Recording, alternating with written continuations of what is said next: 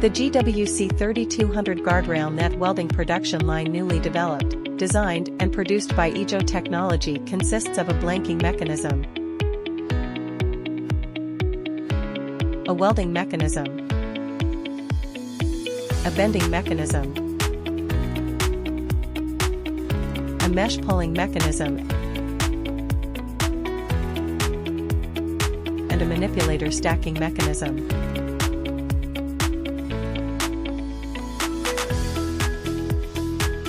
The production efficiency of this production line can reach 70 to 80 pieces/min, and it can weld steel mesh with a diameter of 5.3 mm, 5.8 mm and a width of 3,200 mm. The welding machine has a total of 64 welding points, and the longitudinal reinforcement spacing is fixed at 50 mm, 55 mm, 60 mm, 61 mm, and 70 mm, but it can be customized according to customer needs.